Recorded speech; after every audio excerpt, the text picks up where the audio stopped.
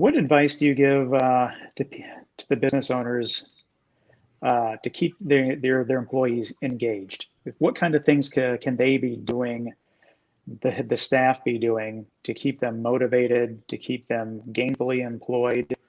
I'd love to hear your thoughts on that. Yeah, so I think having I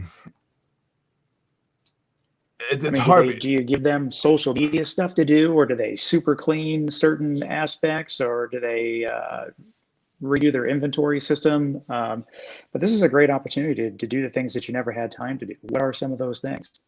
Yeah, so and one of the things that I love, I was talking with I can't remember her name, but one of the ladies that works with the James Beard Foundation, and it was up at the restaurant show last year. We were talking about sustainability and things of that nature, and what her suggestion, which I think is fantastic, is she said, well, have someone that maybe they're your assistant manager, your manager, or maybe they're like a head waiter, and all right, you're in charge of sustainability. And so thinking about these things that maybe get overlooked over time, and what can I do to give somebody a new kind of reason to be excited about work when they get back? Maybe they can do some research to start thinking about ways to be more innovative or more creative, and whatever that might be. So maybe it's inventory control, or maybe it's with sustainability, or maybe it's community outreach.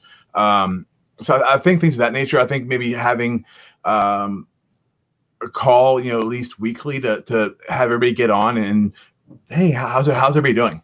So having kind of check-ins, maybe doing some sort of contest where, all right, everybody at least once a week, and we'll talk about it on the calls, try a recipe out that we haven't done before, and this will be on the new menu when we get back open.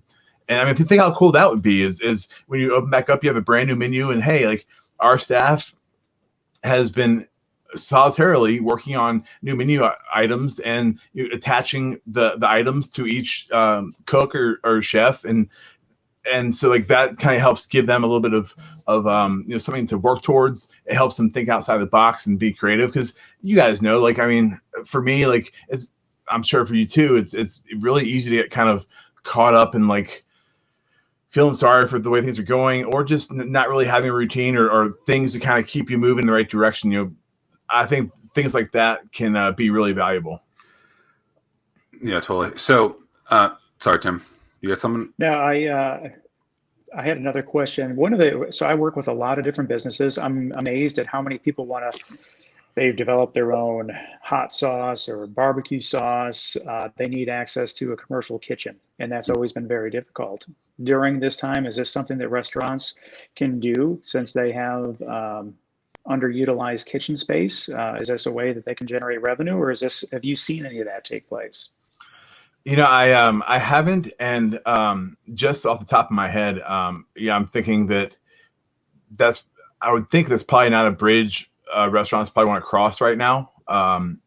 Just with having other people in there, but maybe if you have a hot sauce or a spice rub at home, maybe you can work on a new product to add to that line, or maybe it's time, like you have your websites from 1999. Maybe it's time to kind of revamp the website. Maybe it's time to hop on YouTube and look at some new marketing strategies and techniques, and learn about Facebook advertising. And